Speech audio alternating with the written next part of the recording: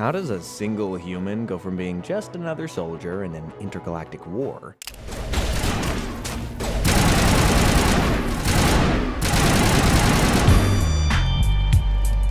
to becoming the savior of the galaxy?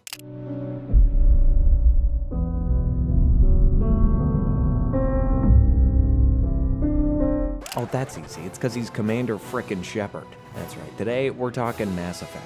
Developed by BioWare, the Mass Effect trilogy was a groundbreaking series that combined intense third-person action with vast world-building and a deeply interactive story. These games have tons of side missions, branching paths, and you can create strong, even romantic bonds with your crewmates. Oh yeah.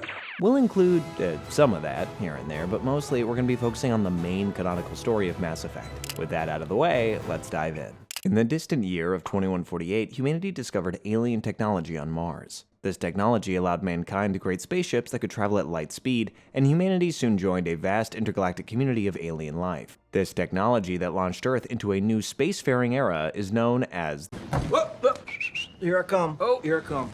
the Mass Effect. The year is now 2183, and we're aboard the series' signature starship, the SS Normandy. This is where we meet our protagonist, the confident and capable Commander Shepard. Of course, since these games have character creators, Shepard can look however you want and could even be a woman, but this is the canonical Shepard. I know, I'm sure whatever you came up with was far more interesting than this guy, but we're going with this basic white man. The ship's navigator, Joker, pulls up the Normandy next to a massive relay station, and uses it to launch the Normandy into warp speed.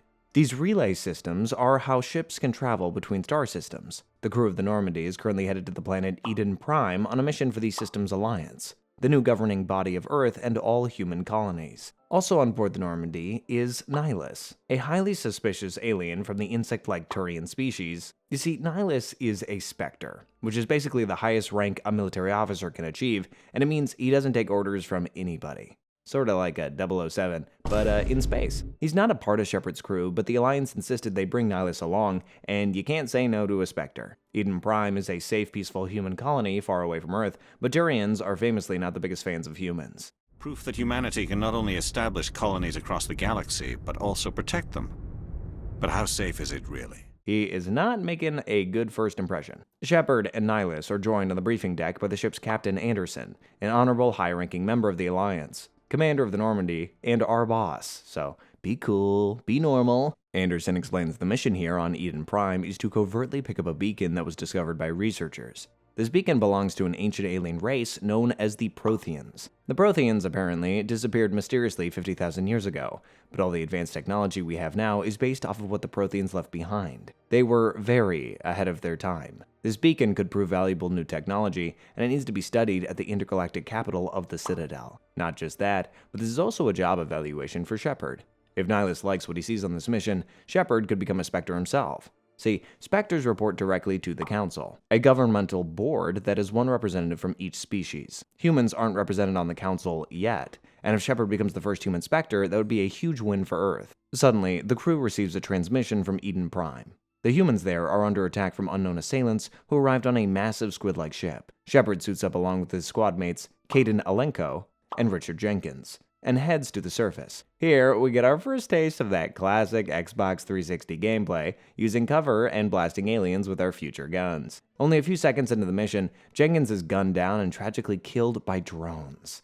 Yeah, the stakes in this game are real. Shepard and Kaidan witness the human colonists being massacred by robotic aliens called the Geth. The Geth haven't left their home system in over 200 years, so whatever they're here for must be pretty important. Our boys then rescue a human soldier named Ashley Williams, the sole survivor of her squad. Alright, Ashley, you're the new Jenkins. The squad blast their way through waves of Geth, but when they reach where the beacons were supposed to be, they find nothing there. They proceed to check for survivors, but only find humans that were impaled on spikes and transformed into terrifying techno-zombies called husks. Let's hope there's no way to turn them back, because we didn't waste any time absolutely murdering them. We then switch to the perspective of Nihilus, who's also fighting his way through the Geth. He's surprised to run into another Spectre, a human-hating Turian named Saren. The second Nihilus turns his back. Saren puts a pistol right up to his comrade's head and fires. Okay, now he's really making a bad first impression. Shepard's crew soon finds Nihilus' body, as well as a human survivor who witnessed the whole cold-blooded murder. This lucky bastard happening to be slacking off and taking a nap behind some crates when the Geth came, so he avoided all the bloodshed. Anyway, Shepard and his team chase after Saren, who now has the beacon and is ordering the Geth to blow up the entire colony. Then Saren starts floating in front of the beacon? Oh good. Shepard's team just barely manages to fight off all the Geth, disarm the explosives, and reach the beacon, but Saren is nowhere to be found. Ashley then wanders a little too close to the beacon and starts getting pulled in. Shepard grabs her and pulls her back, but is pulled in himself. Suddenly, he starts to have visions of a terrible, bloody intergalactic war before passing out. Aboard Saren's ship, a creepy woman called the Matriarch tells Saren that a human may have used the beacon, and bro is not happy about that. Next, Shepard wakes up in the med bay of the Normandy with the ship's doctor, Karen Chakwas. Apparently, the beacon exploded, but medically speaking, Shepard is completely fine. The same cannot be said for Eden Prime. Captain Anderson then talks to Shepard about their next steps. Saren now has whatever it was he wanted from the beacon, as well as an army of Geth at his disposal. The humans' only hope now is to convince the Council that Saren has gone rogue, so that they will send ships and soldiers to stop him. Oh, and Ashley is made a full-fledged member of the Normandy. Hooray! The Normandy then heads to the Citadel, the massive space station that serves as home base to the Council. The Citadel was also built by the Protheans thousands of years ago because they're the gift that just keeps on giving. Shepard and Anderson meet with the human representative on the Council, Ambassador Udina. It's not too optimistic about their chances here because apparently the Council loves Saren. He's their top agent, and they're pretty much ready to blame everything on Shepard unless he brings some hard evidence. On his way to meet the Council, Shepard runs into Garrus, the Turian in charge of the investigation into Saren. Garrus is super suspicious of Saren, but the higher-ups shut his investigation down before he can go anywhere. Ugh. New century, same old corrupt politics. Shepard, Anderson, and Udina attend the council meeting, and it goes about as well as they expected. Saren himself is there in hologram form, and he denies all the accusations against him. He says that puny humans aren't trustworthy, and one should never be allowed to become a Spectre. I don't know why, but the concept of aliens being racist to humans because they're an inferior race is just an interesting concept to me. Anyway, the three other council members eat this up, and Saren is declared innocent. The humans know that Saren is plotting something, though. They're not about to let it go. They plan to track down Garrus, who might be able to offer some useful information. Garrus is gone, but Udina suggests that they ask Harkin, a Citadel security officer, about Garrus' whereabouts. Unfortunately, Harkin is an alcoholic who just got suspended, but at this point, they need to take all the help that they can get. Anderson also suggests speaking with a financial expert who works for a mysterious figure called the Shadow Broker. This is the first real branching path of the series, where the player gets to choose which lead to investigate first, although you can ultimately do both. Shepard, Caden, and Ashley make their way through the Citadel to a nightclub, but are quickly attacked by assassins sent by Saren. After beating them, Shepard reaches the club and encounters Ordnot Rex, a bounty hunter of the reptilian Krogan species. Rex seems to have some beef with a guy named Fist, but that's not very important right now. Shepard talks to Harkin and asks where he can find Garrus.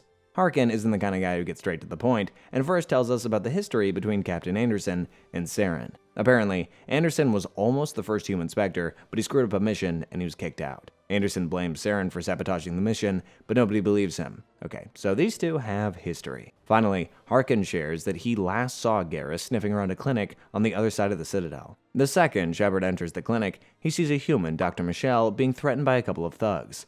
They try to take the doctor hostage, but Garrus shoots them from behind and helps to clean up all the thugs. Dr. Michelle says that these guys were working for the crime boss Fist and were questioning her about a recent patient. This patient was a Quarian, a humanoid species known for their intelligence, and they're almost always wearing high-tech suits to adapt to the different environments. This Quarian came to the clinic with a gunshot wound and said that she had information she wanted to trade to the Shadow Broker. Fist used to work for the Shadow Broker, but recently betrayed him to become a big crime boss of his own. Now, Fist will do anything to find that Quarian and get the information before his old boss does. Garrus suspects that the information has something to do with Saren and the Geth, and he agrees to team up with Shepard to find this Quarian. First stop is to find Fist, and that bounty hunter Rex is their best lead. Now that we've got 3 crew members, we need to choose who to roll with, since we can only have 2 companions at a time. Shepard quickly finds Rex and convinces him to join the hunt for Fist. So now we have 4 friends. Cool. Next, the squad heads back to the nightclub and takes out all of Fist's guards. Shepard interrogates Fist, who is way less intimidating than his nickname makes him sound. He says that the Quarian is about to walk straight into a trap with Saren's men waiting for her. Rex then kills an unarmed Fist, which kinda upsets Shepard, but hey, the guy is a bounty to claim. The team then rushes to save the Quarian from Saren's assassin and reach her just in time. This is Talizora Noraya. I'm just gonna call her Tali. Shepard brings Tali to the human embassy, where she shares her story with Shepard, Anderson, and Udina. See, the Quarians have an ancient feud with the Geth, so when Tali learned the Geth were active, she had to investigate. She stole a memory core from a Geth and found audio of Saren admitting to being behind the attack on Eden Prime. The audio reveals that Saren is looking for something called the Conduit in order to bring back an ancient race called the Reapers, a violent machine race that hunted the Protheans to extinction 50,000 years ago. Shepard realizes this is what he saw in his vision from the beacon. It's a lot to swallow, but they now have proof of Saren's betrayal that the Council cannot ignore. Oh, and Tali wants to join the squad too. Cool. Everyone returns to the Council, and once they hear the audio recording, they strip Saren of his Spectre status immediately. The Council representative for the Asari, a highly respected species of blue-skinned aliens, says that she recognizes the other voice in the recording. It is Matriarch Benizia, a powerful Asari with many devoted followers. The Council is still being stupid, though, as they say the Reapers are just a myth, and Saren was probably just joking around about bringing them back. They refuse to devote any major resources to tracking Saren down, but they will do one thing. They will make Shepard an official Spectre. Hell yeah. Does it come with a raise? Or maybe an apartment? We might have to wait a game or two for an apartment. So the Council may not be a huge help, but Shepard now has all the authority he needs to go after Saren on his own. Anderson steps down as commander of the Normandy and places Shepard in charge. Got a couple of leads to track down. A few Geth sightings on the planets Noveria and Pharos. And the matriarch is a scientist's daughter named Dr. Liara Tsioni. Shepard gives his crew a beautiful motivational speech and uses a relay station to warp to Noveria. Not just for our own sake, but for the sake of every other species in Citadel space. Saren must be stopped. And I promise you all, we will stop it.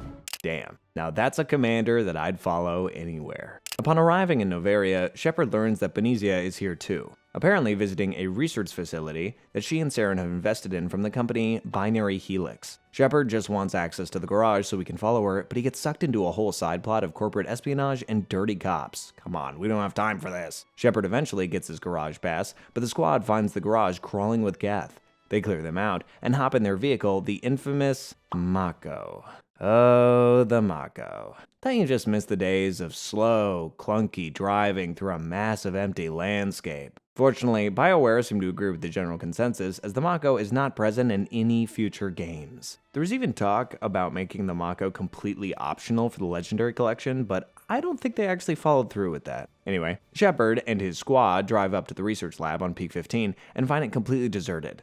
Well, except for hordes of Geth, of course. They fight their way through until deep in the facility, they're attacked by nasty insects called Rachni. This just keeps getting better and better. Shepard activates this lab's AI assistant, only in this world AI is called VI, for virtual intelligence, because we're just kind of being quirky and space robot-y, you know? Shepard learns from the lab's VI that the staff here were doing experiments on the Rachni, but a few days ago the insects turned on them and now everybody is hiding at the Rift Station. Shepard reaches to hold up survivors and does what he does best, cleaning up other people's messes.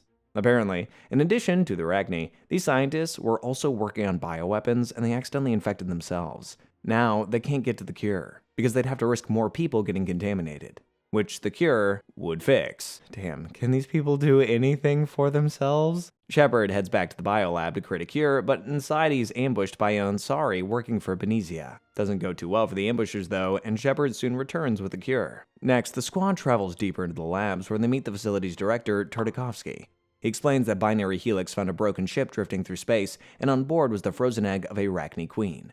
The Rachni were wiped out by the Krogan a long time ago, but these geniuses had the bright idea to bring them back and create an army to fight for Saren. Tartakovsky starts to explain how they can create a neutron purge to wipe out all the Rachni, right before one impales him through the back. Okay, so we're going full alien now, huh? Really feels like the movie. I will give Mira restore.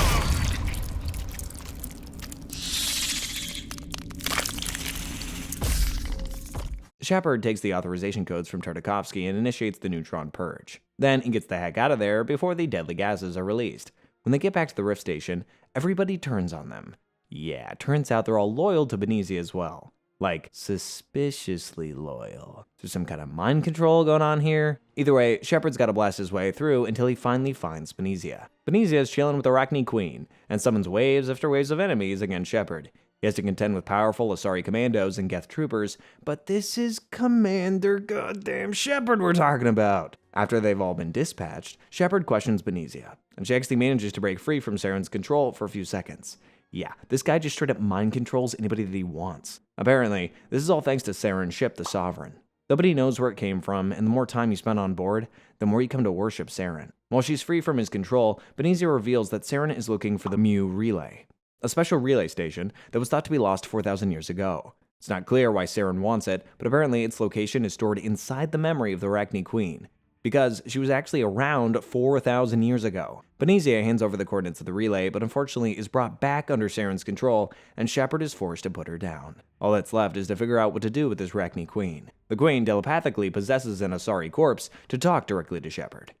I didn't come here to talk to bugs. You are not in harmony with those who hoped to control us. Shepard has the choice to either exterminate the last Arachne or let her go free. On the one hand, they are an invasive insect race that could overrun the galaxy. But who am I to wipe out an entire species? I'm letting her go. With Benezia dead and the location of the Mu Relay in hand, Shepard and squad return to the Normandy. Next up, let's travel to Therum to find Benezia's daughter Liara, an expert on the Protheans. And let's try not to mention that we just killed her mom. Liara is hanging out at a mining colony, but it looks like the Geth beat us here. So it's back to some super fun Mako combat. Shepard and his squad find their way into an underground refinery and find Liara trapped in some kind of Prothean energy field. She activated it to protect herself from the Geth, but now she's completely frozen in midair. So I kind of question her credentials as a Prothean expert. Anyway, Shepard continues blasting through the refinery until he finds an elevator to take him around the energy field, and deactivates it. It looks like Liara really won't be that helpful, since she has no idea what the Geth are after her or what the conduit is. Just then, the whole facility starts to collapse. The squad is to fight more Geth, led by Krogan Battlemaster, but they reach the surface and get picked up by the Normandy right before the whole zone collapses into molten lava. On board, the only helpful piece of information Liara shares is that apparently the Protheans weren't the first civilization to completely disappear. It seems like every time an intergalactic civilization reaches its peak, the Reapers show up and hunt them to extinction. And it's up to us to break the cycle. We didn't get much on Therum, but we did pick up a new crew member, and she's not even mad about us killing her mom. I'd call that a win. The last lead to check out is reports of Geth on the planet Pharos. The Normandy lands at a human colony called Zoo's Hope, and the squad is immediately drawn into a war between the colonists and the Geth. The humans have no idea what the Geth want from them, only that they've taken over nearby headquarters for a corporation called Exogeny. The colonists are also acting a little bit weird. Shepard takes the Mako across a war-torn highway to reach the headquarters and finds another group of survivors. Among them is Ethan Jung, a representative of Exogeny who seems more interested in protecting his company's reputation than the lives of the people around him. One of the survivors asks Shepard to find her daughter, Lisbeth, who she believes is still inside the building. Shepard shoots his way through the headquarters and finds Lisbeth, who says that the Geth are after a plant indigenous to Pharos called the Thorian. Turns out Exogeny was testing the Thorian's ability to mind control people by releasing its spores, and yeah, everyone in Zoo's Hope were the guinea pigs. That's why they were acting so weird. What, having a magic mind control spaceship isn't enough for Saren, he needs a houseplant that can do it too. So Shepard destroys a Geth ship and brings Lisbeth back to her mother. Ethan has gotten a message from Exogeny Corporate saying that they want Zoo's Hope completely eliminated to hide all the evidence of their illegal experiments. He uses the Thorian to send all the colonists into a violent frenzy before Shepard can shoot him down. Fortunately, Lisbeth provides Shepard with special gas grenades that can nullify the Thorian's effects without hurting the humans. The squad rushes back to Zoo's Hope and uses the grenades to save all the colonists. Well, all except their leader, who puts a gun to his own head instead of shooting Shepard.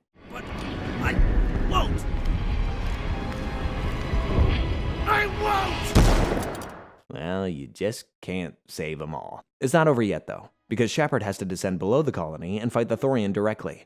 The plant mind controls an Asari to speak for it, but says that it has no interest in negotiating with meat. Getting deja vu here to our negotiations with that bug. Shepard defeats the plant's minions and destroys the Thorian for good. The Asari, who is being controlled, climbs out and introduces herself as Shiala. She used to work for Benezia, and apparently Saren offered her as a sacrifice to the Thorian in exchange for something called the Cipher. See, the Thorian has been around a very long time, long enough that it remembers the Protheans.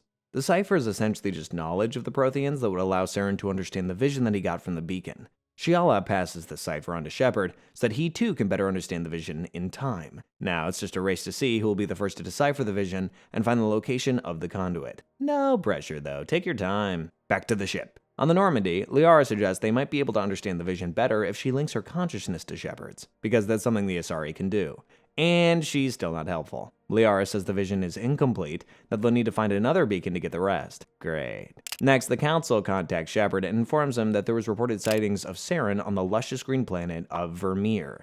The squad heads there and meets up with an elite team of Solarians, amphibious beings that look like just classic aliens. Out of any of the species we've seen, this is exactly what I think of when someone says alien. Led by Captain Kirahi, these Solarians are waging war against the Geth, who are protecting a breeding facility where Saren is making an army of Krogans. How many armies does this guy need? Time for a quick history lesson. A while back, the Council was at war against the Krogans. The Krogans were too powerful as warriors, so the Council creates a virus called the genophage that infected Krogans and made it nearly impossible for them to reproduce. This virus wiped out the vast majority of Krogans, but now Saren has found a cure for the genophage that allows him to breed more. Kirahi wants to blow up the facility, but her squad mate Rex, who you'll remember is a Krogan himself, is more interested in getting this cure to save his people. Can't say I blame him. Shepard then has a nice heart-to-heart with Rex. Sadly, for all the choices these games give you, there's no option to actually side with Rex here. Worst case scenario, you have to kill him, and best case, you can convince him that letting Saren control a Krogan army is the worst outcome for everybody. Now that he's back on board,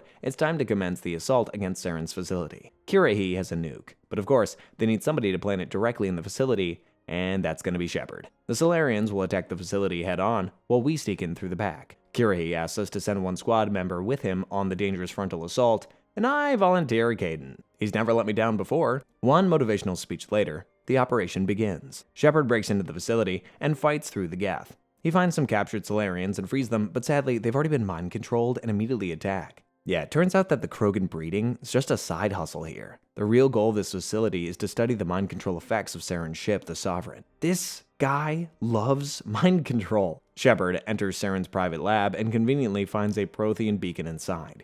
He gets another vision from it, but then the squad finds themselves on a video call with the Sovereign itself. Turns out that the Sovereign isn't just a ship built by the Reapers, it is a Reaper. What? These dudes are huge. The reveals don't stop there. Turns out all the technology that we thought were created by Protheans, like the relay stations and the Citadel, they're actually created by the Reapers. These evil robo-bastards want civilizations to become technologically advanced just so that they can wipe them out? What? Is it like there's no sport in it? Like it's not fun to fight someone with a gun if they don't at least have a knife? Is that what it is? Before he can get more answers, the transmission ends and Shepard gets word that the Sovereign is headed right for them. Shepard's squad plants the bomb as quick as they can, but things are not going well for the Solarian team. Captain Kirahi is dead, and they're taking heavy losses. Ashley stays behind to arm the nuke while Shepard goes to save Caden. On his way there, though, he sees more Geth attacking the bomb site. Shepard and us have a heartbreaking decision to make that will affect everything from here on out. Ashley and Caden are both in trouble, but we can only save one of them. Both of them try to convince Shepard to save the other one. It's a tough choice. But at the end of the day, the whole point of this plan was to set the nuke. If we abandon Ashley, then all of this was for nothing. So, I'm going back for her. I'm sorry, Caden, but you knew the risks of rolling with Shep. Commander Shepard's gotta do what's good for the galaxy. I'm sorry, Caden. I had to make a choice. I understand, Commander. I don't regret a thing. Shepard rescues Ashley, but soon finds himself facing Saren himself. The former Spectre is riding around on a hoverboard like the Green Goblin, shooting energy blasts out of his hands. Saren explains that he sided with the Reapers because, well, he likes to side with the winners. Sounds like a Chiefs fan. And the Reapers have been winning for thousands and thousands of years. After an intense battle, Saren escapes back to the Sovereign, while our squad is rescued by the Normandy just before the nuke goes off.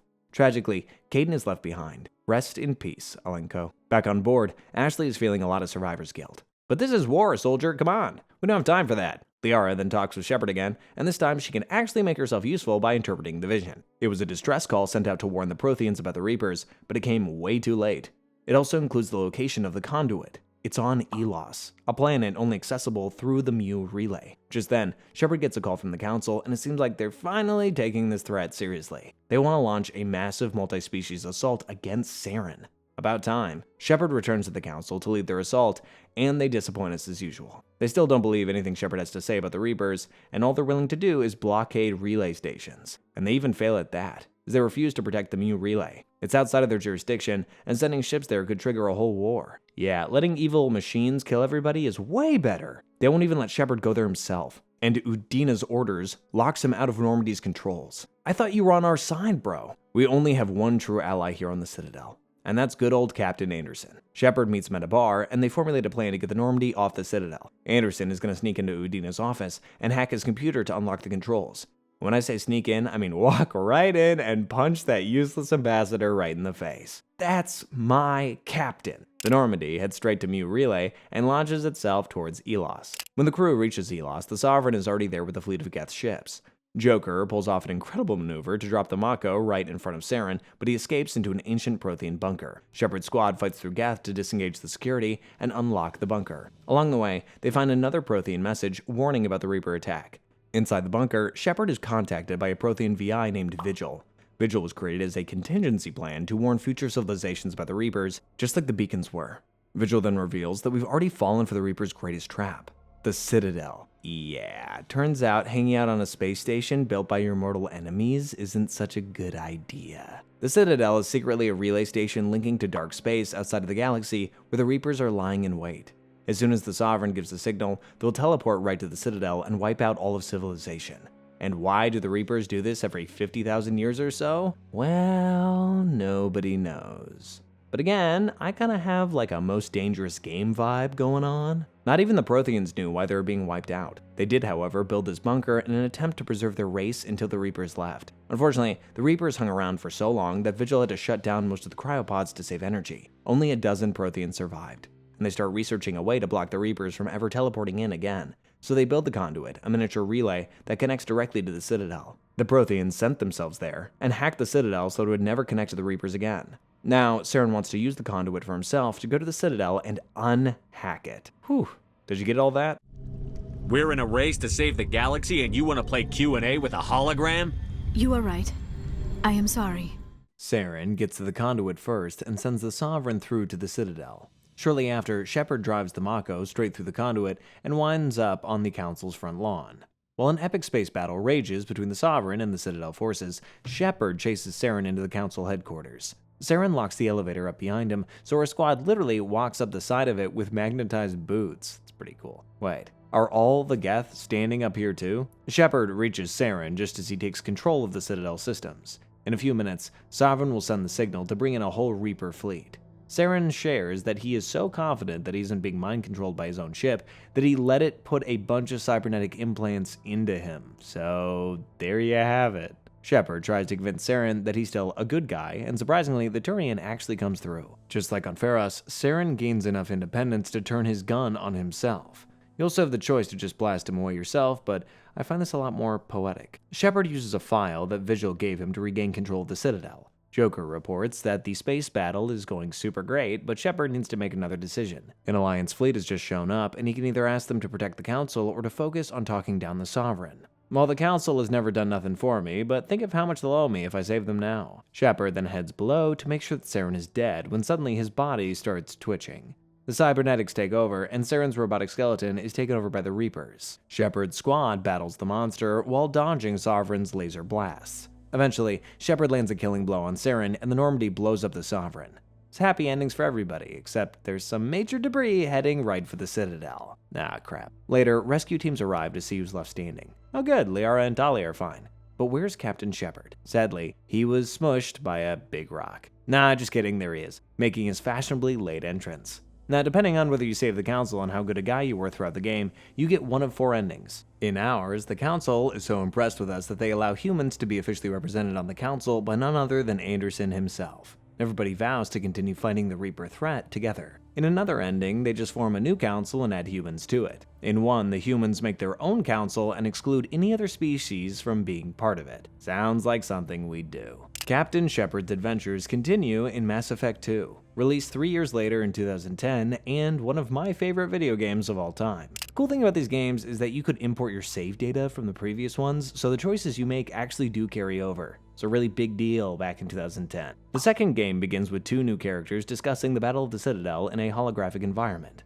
A beautiful woman, Miranda Lawson, and a mysterious figure known as the Elusive Man. They say that after the battle, Shepard was sent to clean up straggling Geth, but that's a waste of his talent. He should be working for their secret organization, Cerberus, dedicated entirely to stopping the Reapers. A month later, the Normandy is still searching for any remaining Geth in the Terminus system. Out of nowhere, an unknown hostile ship begins shooting lasers at the Normandy. It takes heavy damage, major casualties, and everybody heads for the evacuation ships.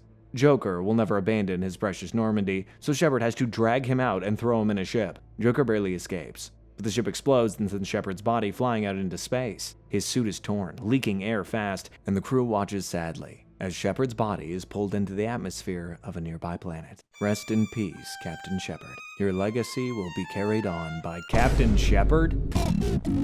After a lot of fancy sci-fi animation showing his body getting rebuilt, Shepard awakens in the year 2185. He spent the last 2 years getting his body fixed courtesy of Cerberus as part of their Project Lazarus. He's scarred, but nothing can keep Shepard down for good.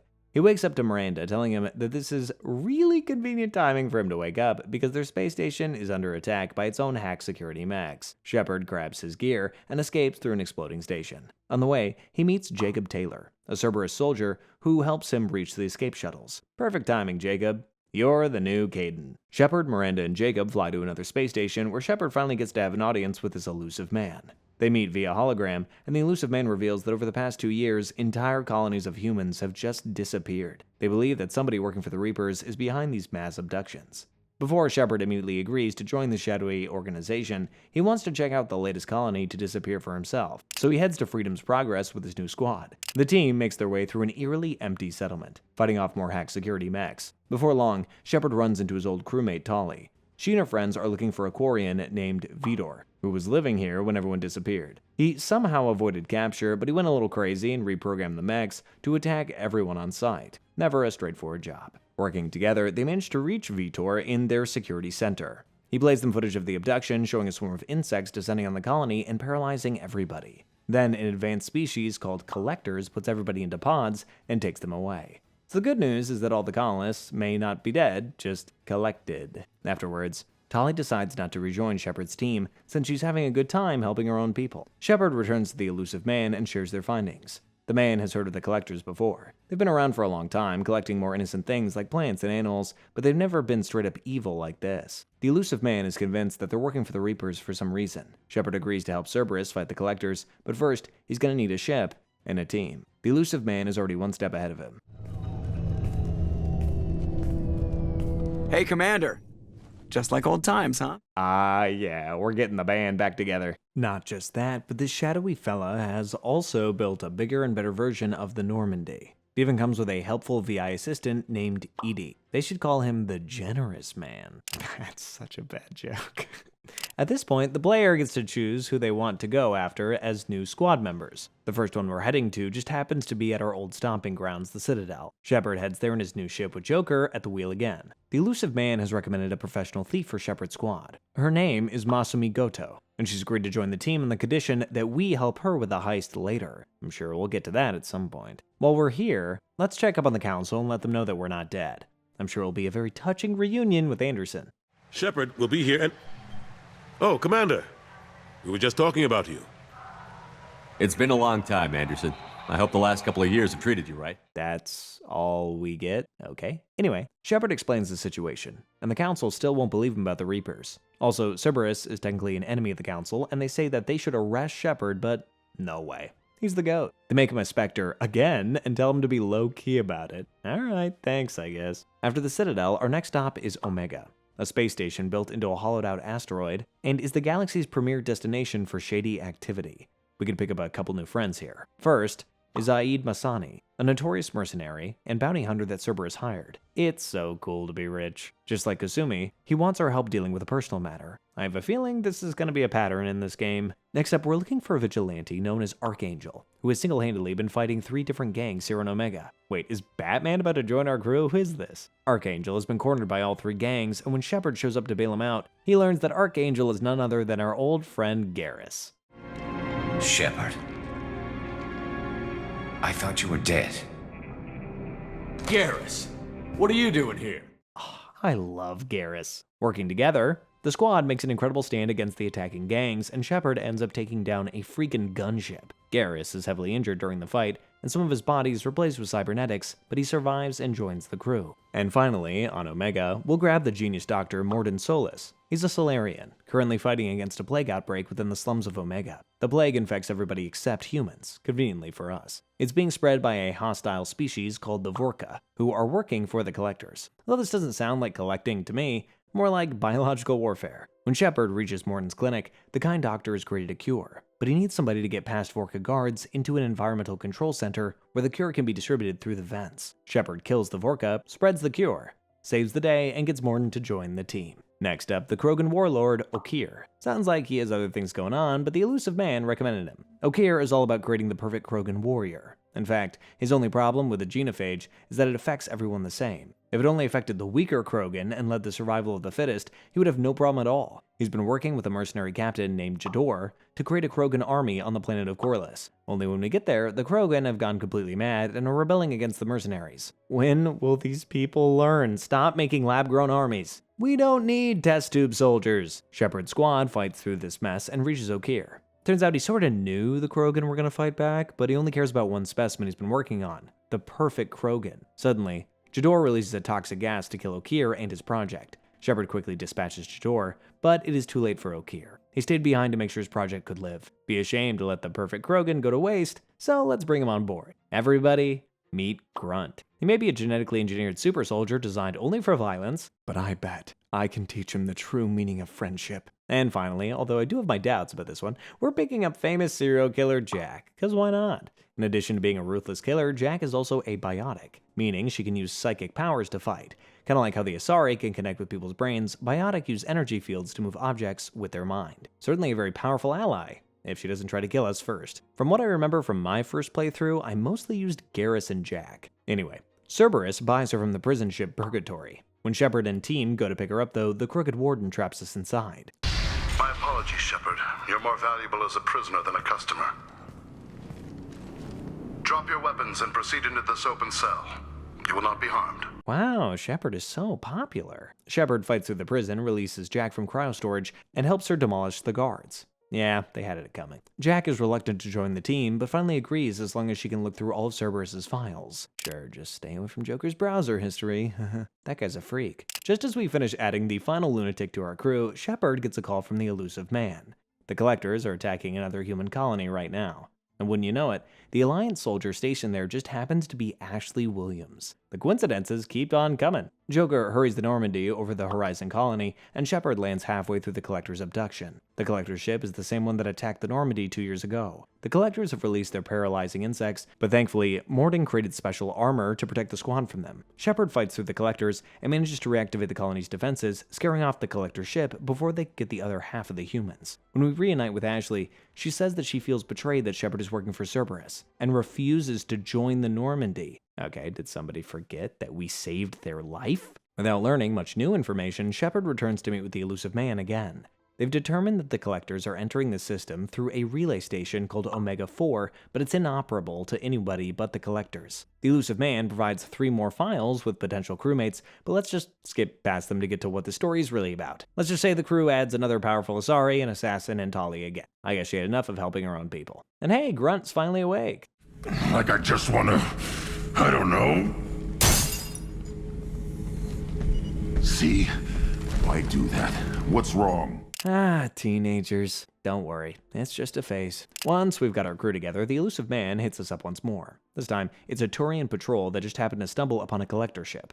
The Turians were wiped out, but not before they managed to disable the ship. ED confirms it's the same ship they chased off on Horizon. Shepard just needs to board the ship and learn whatever he can about the Collectors. His team reaches the spooky, nasty ship, but they don't find any Collectors on board. Instead, they find piles of bodies that were used in some kind of sick experiment.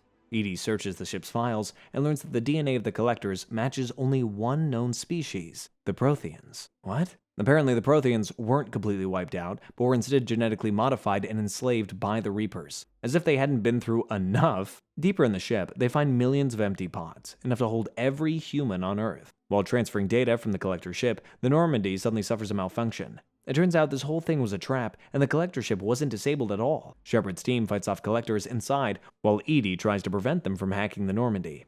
Fortunately, Edie is really good at her job, so they fight off the attack and gain some valuable intel. Edie has found a way to use the Omega-4 relay and reach the Collector homeworld. She also explains that there's no way the elusive man would fall for such a trap, and he must have sent Shepard knowing that this would happen. This is what happens when you trust a dude who won't even tell you his name. I feel like there's a word for that. He's like the avoiding guy. The Collector ship starts charging up its laser to attack the Normandy again, but Shepard manages to escape the ship and warp the Normandy out of there just in time. Shepard angrily confronts the elusive man for sending his team into a trap. The man straight up admits to it, but says that they needed the info, and he was confident Shepard could get out of it. It was a trap. But I was confident in your abilities. And don't forget Edie. The Collectors couldn't have anticipated her. I'm done trusting this guy. But sadly, we don't actually get the choice to stop trusting this guy. At least not yet. The elusive man explains that in order to use the Omega-4 relay, they need to collect an identity friend/foe system, or an IFF, from a Reaper. And conveniently, Cerberus has a science team that just found a derelict Reaper.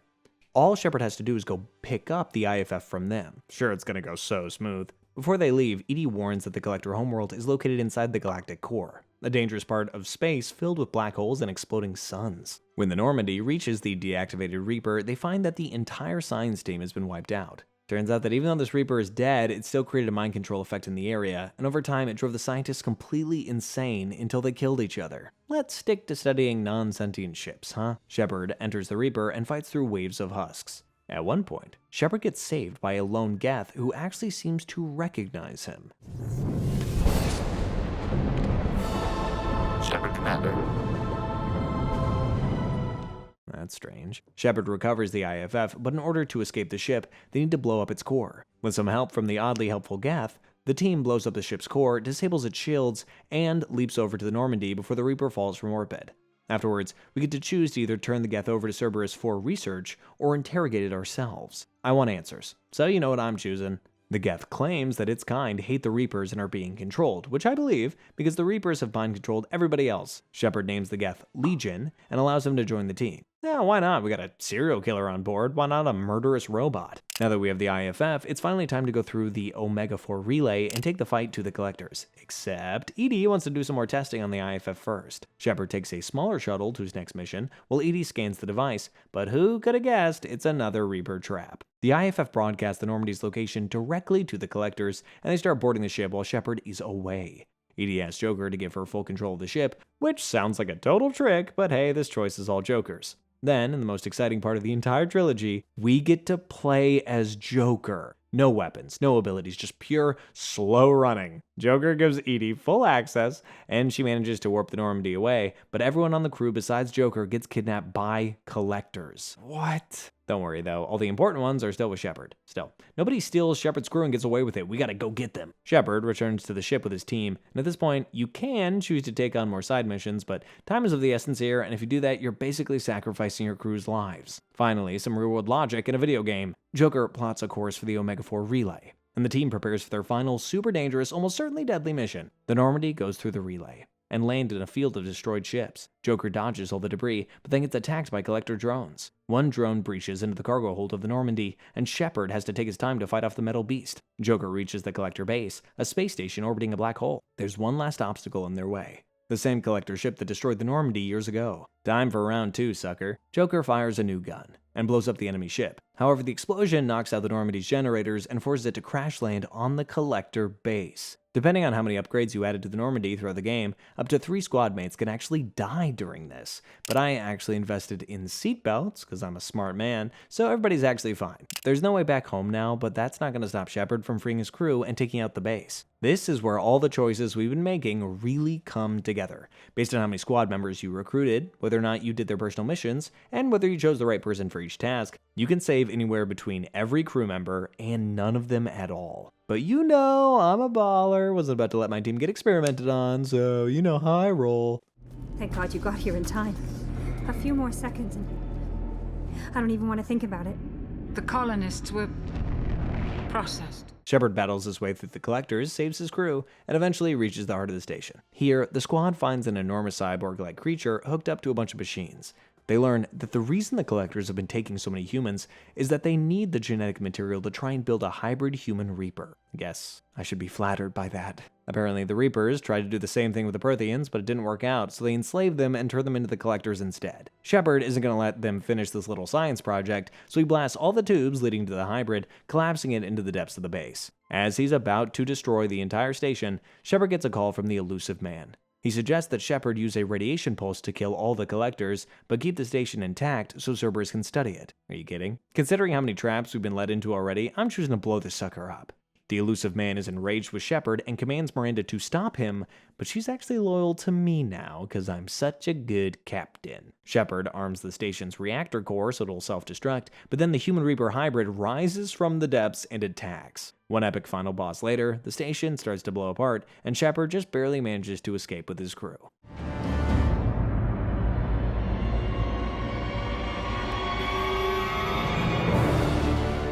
The elusive man is pissed that Shepard ignored his instructions, and the commander decided to officially part ways with Cerberus. Good riddance. The Collector threat has been stopped, but the Reapers are still out there, somewhere in dark space. They begin to wake up from their 5,000-year nap. Shepard leads repairs on the damaged Normandy and prepares for the war ahead. Before we get to the last game, we gotta check out a DLC for Mass Effect 2 Arrival. Though technically it can be completed before the final mission of the game, it directly sets up the events of Mass Effect 3. Admiral Hackett of the Systems Alliance reaches out to Shepard with an important mission. One of their undercover agents, Amanda Kenson, was on a mission when things went awry. She was in the territory of Batarians, a disreputable race that isolates themselves from the rest of the galaxy, when she discovered proof that the Reaper invasion is imminent. Before she could explain this evidence, she was arrested by Batarians and charged with terrorism. Now Shepard has to go in solo and rescue her without causing an intergalactic incident. Shepard heads to the planet Eratote and sneaks into the Batarian prison. He finds Kenson in the middle of a brutal interrogation. Shepard frees the doctor, and together they fight through guards and escape on a Batarian shuttle. Kenson explains that her team was exploring the Bahak system when they found a Reaper artifact they call Object Rho. The artifact contained data proving the Reapers are going to enter the Bahak system and use its Alpha Relay Station to attack anywhere in the galaxy. Her team's brilliant plan to stop this? Hurling a giant asteroid right at the Alpha Relay. Yeah, that'll work. Of course, this would create an explosion that would wipe out the entire system, including around 300,000 Batarians. Guess that was the sacrifice Kenson was willing to make. Before deciding anything, Shepard asked to see this Object Rho for himself. As they head to Kenson's base, she further explains that the Reapers will be arriving in just 2 days, but their asteroid plan is ready to go. Some of her team has just been debating about whether they should go through with it. They won't even stop the Reapers for good, it'll just delay them for a while. Kenson brings Shepard to the artifact, but he starts to get a little suspicious when he sees that they have it just sitting out in the open. As soon as he gets close, Shepard gets another vision proving that the invasion is real. Once he's back though, Kenson pulls a gun on him and tells him she can't let him interfere with the Reapers' plan. Yeah, she and her whole team have been mind-controlled by this artifact. Why even tell Shepard about the asteroid plan then? Shepard fights the station's guards as long as he can, but eventually, he's overwhelmed and knocked out. Shepard wakes up 2 days later, just hours before the Reapers are set to arrive. He hacks into a security mech on the station and uses it to bust himself out of confinement. Then, he heads to the control center. There's no question in Shepard's mind what he needs to do. What are a couple 100,000 lives to stall the Reapers for a couple of months? Kenson tries to stop him from launching the asteroid towards Alpha Relay, but Shepard comes out on top. He sends the asteroid, causes a massive system-destroying explosion, and makes another last-second escape on the Normandy. Right before this escape, Shepard gets a transmission from the Reaper's spokesperson, Harbinger. The Reaper tells Shepard that their invasion is inevitable, and he's merely playing for time. In the aftermath, Shepard is kinda in trouble for blowing up an entire system. Unfortunately, all the proof of the Reaper's invasion was destroyed in the explosion as well, so he can't even back up his claims. Shepard is removed from active duty and sent to await trial on Earth. Honestly, even though I know why he did it, I'd say that's getting off pretty light. Alright, and now we're actually ready for the final installment. When the third game opens, months have gone by, and it's now 2186. In the time since we last saw Shepard, it's been business as usual. Tried to convince the Council that the Reapers were coming, nobody listened to him because he blew up a whole system, and no preparations have been made. Well, Shepard owes them a big I told you so because the Alliance learns that something huge is teleporting in from deep space. They're now willing to overlook Shepard's whole Batarian incident and summon him to a defense meeting in Vancouver where Captain Anderson awaits him. He also runs into Ashley Williams again. Or Caden if he saved his life way back when. Everyone knows they aren't prepared for this. But they don't realize just how unprepared they are until the Reapers show up directly on Earth. A giant Reaper blasts the Alliance building with a laser, killing most of the defense committee immediately. Shepard, Anderson, and Ashley all survive and make their way to the Normandy, which has been grounded here since Shepard's arrest. At one point, Shepard sees a little boy amidst the wreckage and tries to save him, but he slips into the vents. I'm sure he'll be fine. While the Reapers lay waste to Earth, Shepard leaps across wreckage and fights off terrifying synthetic creatures called cannibals. The squad eventually reaches the Normandy, but Anderson decides to stay behind and lead the resistance on Earth. As they fly away, Shepard spots the kid from earlier. He made it onto an escape shuttle. And Shepard watches as the Reapers straight up blow up that shuttle. Oh my god. Shepard plans to go to the Citadel to get the Council's help, but is interrupted by an urgent transmission from Admiral Hackett. He tells Shepard to go to Mars, where humanity first discovered Prothean technology. Our old friend Liara is doing some research there, and apparently has discovered a way to stop the Reapers. Damn, that's all you had to say. Shepard heads to the Prothean archives with Ashley and our new squad mate, James Vega. Predictably, the team arrives to find everyone at the research facility mysteriously dead. This is not a good franchise to be a scientist in. They witness a squad of soldiers executing researchers, and the soldiers are from Cerberus. Finally showing their true colors, I see. Inside the archives, Shepard sees Liara using biotic powers to freeze some Cerberus goons and blast them away. Shepard has a nice reunion with his old teammate, and Liara explains that she found a Prothean blueprint for a device that could stop the Reapers. Unfortunately, Cerberus found out about the blueprint too. Since they think they're the only ones with the balls to face the Reapers, they'll do whatever it takes to get it. Shepard, Ashley, and Liara fight through the facility to reach the blueprint. Just like old times, huh? Liara discovers that her team was sold out to Cerberus by a woman named Dr. Eva Kor, who may have already gotten to the blueprint. Shepard steals a Cerberus radio and tricks them into opening the door for him. Then the team battles their way into the center of the facility. Inside, Shepard is greeted by a hologram of the elusive man. He calls the Alliance a bunch of failures since they had these archives all the time but didn't find this blueprint until now. Which is honestly kinda a fair point. But the elusive man has completely lost it. He doesn't want to destroy the Reapers anymore, he wants to control them and use their technology to create more evolved humans. But that's exactly what a Reaper would say, man. You're no different. The squad finds Dr. Eva trying to upload the blueprint and stops her just in time. The doctor escapes and manages to reach a shuttle, but James crashes his shuttle into her to disable it. Damn, I knew I liked this guy. Then Eva climbs out of the wreckage, revealing herself to be a Cerberus cyborg, and smashes Ashley into the ground. Shepard takes the cyborg down and grabs the Prothean data, but Ashley is critically injured and the Reapers start invading Mars just as we leave. The Normandy heads towards the Citadel while Liara analyzes the data. Shepard meets with the Council, and would you believe me if I told you that they are completely useless once again? They can't deny the Reapers' existence anymore, but they basically say they're happy to let Earth suffer if it gives the other species more time to build defenses. They're also not convinced by the Prothean weapon, because it clearly didn't work out so well for the Protheans. Liara insists it will work as long as they find a special component called the Catalyst. After the meeting, the Turian counselor tells Shepard that the leader of the Turian forces is under attack by Reapers. He wants Shepard to extract him and bring him to a war summit. I'm not sure how that's our problem, but Shepard agrees to help because he's just that kind of guy. So the Normandy next heads to the Turian homeworld of Palaven and sees it getting decimated by the Reapers just like Earth. They're here to extract Primarch Fedorian from his military base on a moon called Menae. Only when they land on Menae, Shepard learns from a Turian officer that Fedorian died an hour ago, and now the Turians have no clue who is in charge. Damn bureaucracy getting in the way of my space war. Shepard fights through swarms of husks and fixes a comms tower so the Turians can contact Palaven. They learn that a guy named General Victus is in charge now and head to his base a few miles away. Of course, it wouldn't be a party without our old friend Garrus popping in. I love Garrus. Shepard gets word from Joker that Edie is acting strange, and Liara goes to investigate while Garrus takes her place in the squad. I'm sure it's nothing to worry about. Shepard, Garrus, and James fight their way to General Victus and let him know about his sudden promotion. Victus is reluctant to leave his men just to go to some war summit and only agrees on the condition that they get the Krogan to help. No problem, they certainly don't have a very reasonable grudge against every species in the galaxy. Upon returning to the Normandy, Shepard lets the Council know that he wants the Krogans to join the summit, which causes the Asari to immediately pull out. Fortunately, they've at least agreed to all work together to start building the Prothean weapon, which they're calling Project Crucible. Also, Shepard discovers that Edie has uploaded herself into the cyborg body of Dr. Eva because she just really wanted to be a part of the team. Is there a particular topic you wish to discuss, Shepard?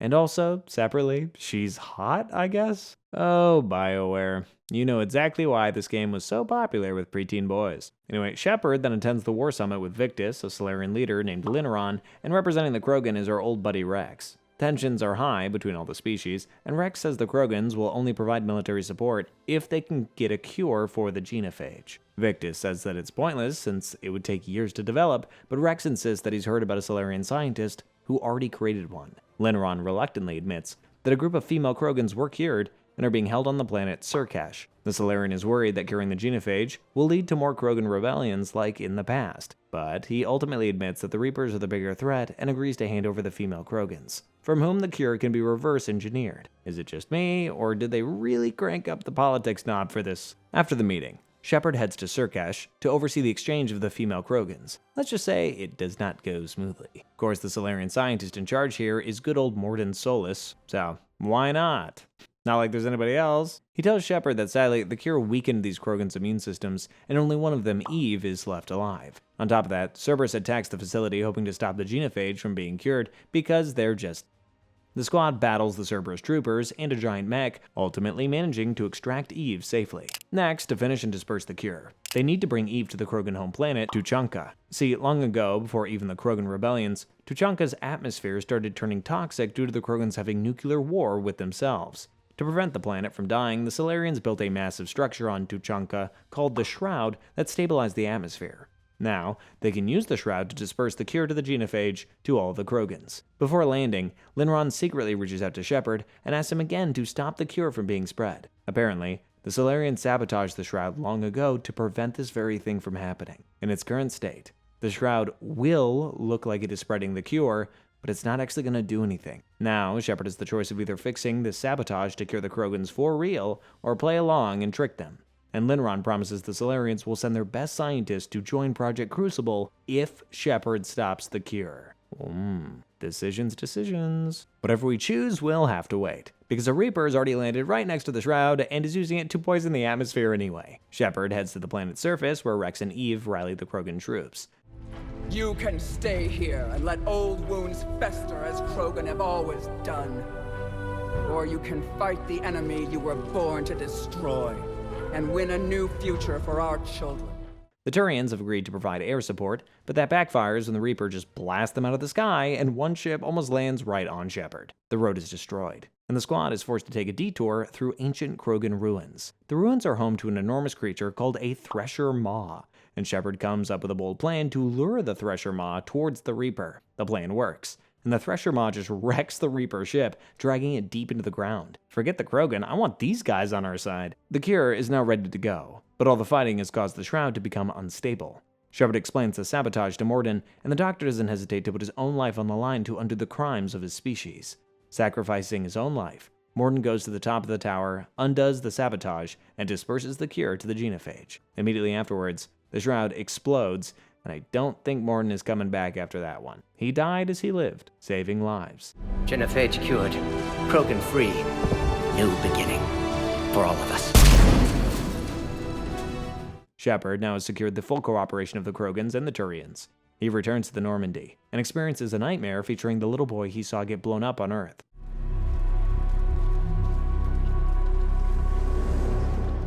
Ooh, wow. Afterwards, Shepard gets a call from the Salarian counselor. He's not too happy about the genophage getting cured, but has more important matters to discuss. Apparently, Ambassador Udina has been making some suspicious money moves, and they suspect that he's up to something. Really, Udina, is this the best time for embezzlement? Feels like we have better things to do, but Shepard heads back to the Citadel anyway. As the Normandy approaches the Citadel, things are eerily quiet. A single transmission makes it through. The Citadel is under attack by Cerberus. They've taken over security headquarters, and Ashley, who's in a Citadel hospital, has gone to protect the Council. Somebody sold us out. Shepard lands and helps Citadel security retake their HQ from the Cerberus forces.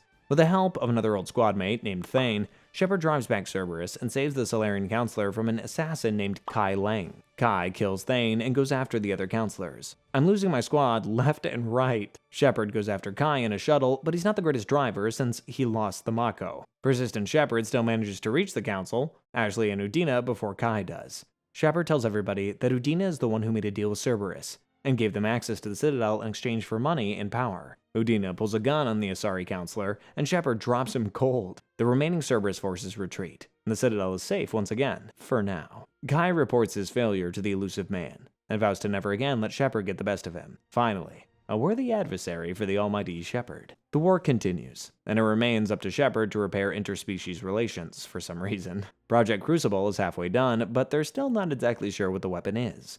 Then, Admiral Hackett tells the Normandy and Shepard that the Quarians are considering sending more ships to the war effort. He wants Shepard to go meet with them. I guess, since Udina is dead now, Shepard is the official human ambassador. Shepard meets the 4 Quarian generals, and they have horrible timing, just like everybody else in the damn galaxy. They've decided this is the perfect time to try and retake their home planet, Rannoch, from the Geth. So all their ships are pretty busy doing that. The war was going well, but suddenly a mysterious signal was sent out to all the Geth that made them much stronger. Kind of like a Tesla update. If Shepard wants the Quarians' help against the Reapers, he needs to get aboard a Geth destroyer and disable that signal. Man, what would the galaxy do without us? The Quarians are only willing to spare 1 soldier to help with this mission, and yep, it's Tali. This is just like a greatest hits album of the last 2 games. It's awesome. The Geth and the Quarians are in the midst of such a crazy battle, they don't even notice Shepard climbing aboard the destroyer. He makes his way through the ship and finds the source of the signal. Of course, it's an old squad member. Hey, Legion. Oh, have you lost weight? The friendly Geth is being forced against its will to help its murderous robot brothers. He directs Shepard to shut down the signal and lower all shields on the destroyer. All the Quarian ships immediately direct their fire to the ship. Hey, hold on, we're still here. Shepard's squad barely makes it out of the destroyer in time and learn that this didn't even solve the problem. The Geth have a backup signal broadcasting from Rannoch's surface. It's time for round 2. Shepard helps out with several missions on Rannoch until they finally pinpointed the signal generator's location. Shepard sneaks into the base, disables the blast shielding, and tags the generator for destruction. A Quarian ship bombs the generator, once again with zero regard for Shepard's safety. Shepard falls down next to the generator, and it turns out the signal generator actually was a Reaper. Now, it's just pissed off. Legion hacks into a Geth hovercraft, and the squad desperately evades the Reaper while blasting it with a mounted gun. Eventually, Shepard reveals a weak point on the Reaper, and uses the handheld targeting laser to direct fire at it. In its dying moments, the Reaper tells Shepard that his struggle is futile. The Reapers protect the universe from chaos by engaging in this predictable cycle of creation and destruction for all time. Well, that's definitely emotive. Once the Reaper is destroyed and the signal is cut, the Geth fleet becomes vulnerable. However, Legion doesn't want to see his brothers completely destroyed. He asks Shepard to let him upload a code to all the Geth that would grant them true intelligence, essentially evolving them from machines into sentient beings. This would be bad news for the Quarians fighting them, but it would provide Shepard with a powerful ally against the Reapers. We're forced to choose between the 2 species. However, if you built up enough trust with the Quarians, you can convince them to stand down and broker a peace with a sentient Geth. Finally, an ending where everybody wins. Legion says goodbye and joins his robot family, while Shepard has gained 2 more allies for the war. After this is resolved, Shepard gets a call from the Asari counselor. Project Crucible is almost complete, but they're missing the crucial last piece of the catalyst. Apparently, there's an artifact on the Asari planet of Thesia that could help them locate it. And the Reapers are attacking the planet right this second. Liara insists on tagging along to her home planet, and the squad heads for Thesia. On the ground, they fight through Reaper minions to reach the Temple of Athane. There's supposed to be a science team waiting for them, but as always, the scientists have been mysteriously killed. The temple is filled with Prothean artifacts, and the one that they're here for is one of the vision-giving beacons from the first game. Shepard realizes the Asari have been hoarding Prothean information for themselves to get a technological leg up on the other species. Not cool, Blue Man Group. Once they reach the beacon, instead of giving Shepard another vision, it activates a Prothean VI named Vendetta. Vendetta explains that the Crucible is not just a Prothean weapon. It's the culmination of many cycles of civilizations trying to stop the Reapers. Protheans failed to activate the Crucible in their time because some Protheans wanted to control the Reapers instead of destroying them. Sounds familiar. Of course, it ultimately turned out those Protheans were being mind-controlled, which is probably what's happening right now with the elusive man. And as for what the Crucible actually is or does, well, Vendetta shuts down before it can get to that part, of course. Suddenly, Kai appears, confesses that he killed the scientists, and throws out a device that shows a hologram of the elusive man. Shepard has a confrontation with the elusive man, while Kai Lang just kind of paces around with a sword. Shepard rejects the elusive man's desire to control the Reapers, and the man orders Kai to kill Shepard and take the beacon. Shepard starts to gain the upper hand in their battle, but Kai has a Cerberus gunship destroy the temple's support beams. As Shepard's squad scrambles out of the crumbling building, Kai Lang manages to get the beacon and escape. Shepard returns to the Normandy, and can only watch in horror as more Reapers arrive to destroy the planet, because all the species that they've recruited to help so far are busy, I guess. Shepard is understandably pissed. All he wants to do is save the galaxy, and everybody keeps getting in the way. And that damn Cerberus is always one step ahead. A crew member on the Normandy says that she tracked Kai's ship as far as she could, but it disappeared in the Era system. The only thing in that system is the planet Horizon, which is now serving as a refugee camp from the war. With no better leads to follow, Shepard heads there to check things out. When they reach the refugee camp, the squad finds everybody happy and safe, and just kidding, they're all dead. Shepard discovers the aftermath of a huge battle, and it looks like it was between Cerberus and the Reapers. Shepard enters the facility and finds a message left by Miranda, revealing that this was never a refugee camp, but a laboratory conducting human experiments. Not just that, but it was run by Miranda's father, Henry Lawson. Guess working for shadowy organizations just runs in the family. Henry has been turning innocent people into husks and trying to control them, all to try and figure out a way to control the Reapers. Well, the Reapers didn't like that too much, so they attacked the lab, and the rest is history. Shepard makes his way through the lab, fighting off straggling enemies, until he reaches Henry's office. Inside is Henry, Miranda, and her sister, Oriana. Wow, we got the whole fam here. Henry takes Oriana hostage, choosing Cerberus over his own daughters. There's a lot of ways the scene can play out based on who's still alive and what choice you make. But they all end with Henry going out the window. In our game, Miranda blasts him out. Then, Shepard discovers the location of Cerberus' secret base, Chronos Station. This is it. Time for the final assault on Cerberus, to retake the beacon, to find the catalyst, to power the crucible. Damn, I guess there's still a lot left. Actually, hope this doesn't drag. It's kinda the entire universe at stake here. Before starting this final string of missions, Shepard has an optional romance scene, followed by another terrifying nightmare, of course.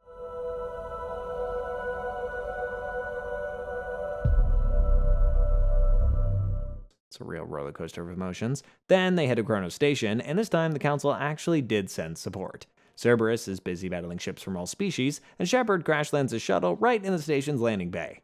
Edie, in her new hot robot body, again, so funny, insists on coming along for this mission, which for the record I think is a bad idea. That is, until we learn that she once uploaded 7 terabytes of explicit images to Cerberus' servers as an FU to them. I guess she really is loyal, alright. Shepard battles through Cerberus' forces until reaching the elusive man's office. They search for the Prothean beacon, but are met by another hologram of the elusive man bragging that he has already found the catalyst. I'm getting so sick of this guy. Edie manages to recover the data from the beacon and activates Vendetta again. The VI reveals that the catalyst is, wait for it, the Citadel.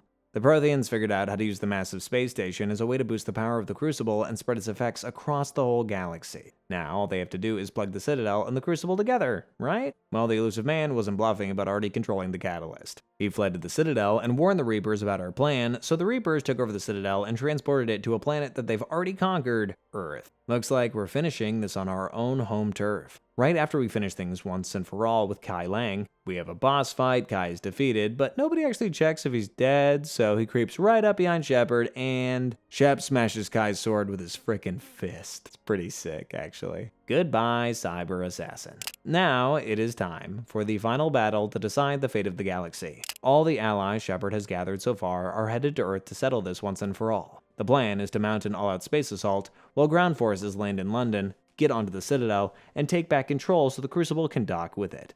No sweat.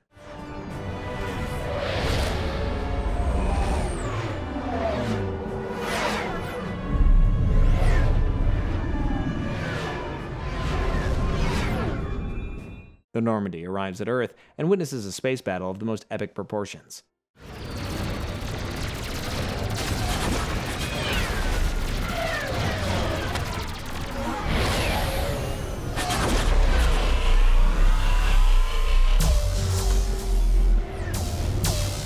Shepard's shuttle is the only one of the ground forces that doesn't get shot down, so now he's got to recover heavy weapons from the crashed shuttles and take out the Reapers' ground cannons. So, just another Tuesday for Shepard. Once that's done, Shepard reunites with Anderson, who's been doing an impressive job leading the resistance here on the ground.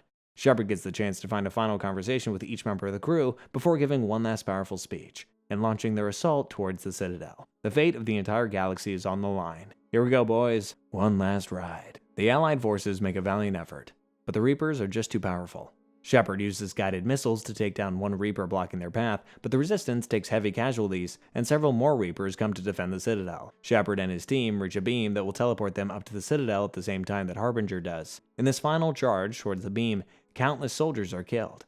My new girlfriend Ashley is injured, and Shepard forces her to evacuate before pushing on alone. yeah, we're kind of a thing now, but please don't make a big deal out of it, alright? So lame for you to talk about it. Shepard almost reaches the beam, but then is hit by a laser from Harbinger. The Reaper flies away, believing they've won, but a heavily injured Shepard drags himself into the transport beam. Anderson made it to the beam too somehow, but he and Shepard are separated and wind up in the Citadel's corpse room. You know, where they keep all the corpses. Shepard limps towards the control room and meets up with Anderson there, but suddenly both men are paralyzed. The elusive man enters, and this time, he's no hologram. He's all flesh and blood and Reaper cybernetics. Yeah, he's gone full cyborg and filled himself up with Reaper tech that allows him to control other people. The elusive man forces Shepard to shoot Anderson, his oldest friend, his mentor. Then, in an exact repeat at the end of the first game, you can either convince the elusive man that he's being manipulated, and then he will end himself, or Shepard can break free from control and blast him away. Either way, Shepard opens up the Citadel's arms, and the elusive man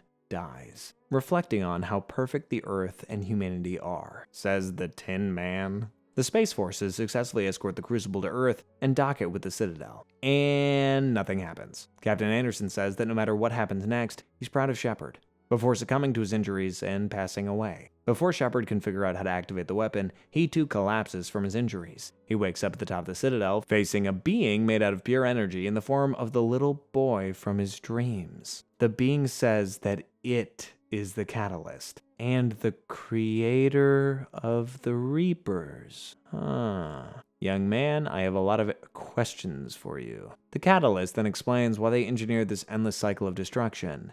They say that any civilization that becomes technologically advanced enough will eventually destroy itself by creating synthetic life that surpasses organic life. Really? Every civilization eventually creates evil AI that rises up? The timing of this video is surprisingly terrible for my mental health right now. The Catalyst believes the better alternative to letting this happen is to intervene, harvest some of the organic beings so that they can live on as Reapers, then wipe everything out so a new civilization has a chance to grow. I'll be honest, both sound pretty bad. However, Shepard has done something no other civilization ever has. He united the galaxy and completed the construction of the Crucible. This has made the Catalyst realize that its plan is imperfect, and they decide to let him choose the fate of the galaxy. The Crucible can be activated in one of three ways: to destroy all the Reapers, to control all the Reapers, or surprise option number C, to fuse organic and synthetic life together into one super being and end the reason for this whole war. Whoa. Destroying the Reapers sounds pretty good, but it would have deep consequences.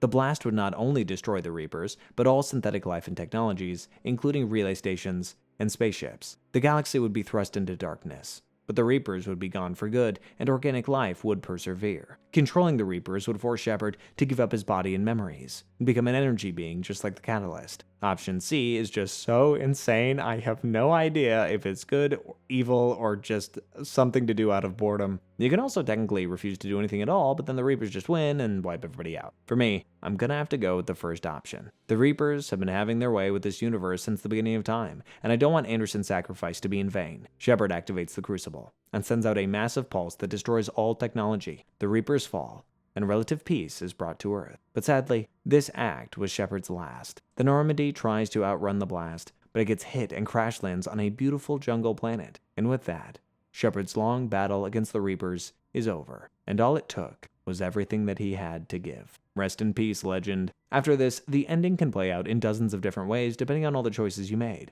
If, like me, you took the time to do all the side missions and get close to their team, you get a collection of scenes showing everybody honoring Shepard's sacrifice. The alien species all remain united, and all of our squad mates work to rebuild the galaxy in the wake of the Crucible's blast. Then, in the distant future, an old man tells a young boy a story of the incredible hero, known as the Shepard. Damn. What a saga. Undeniably, the most epic sci-fi adventure in gaming. Commander Shepard's adventures are gonna be with me for a long while. I know that ending for Mass Effect 3 is pretty controversial. I gotta say, I don't agree with people throwing out the entire game just because they don't love the three-choice solution at the end. It's still a phenomenal franchise. Anyway, if you're looking for more, why not check out another one of our videos? Thanks so much for watching. We'll see you next time. See ya.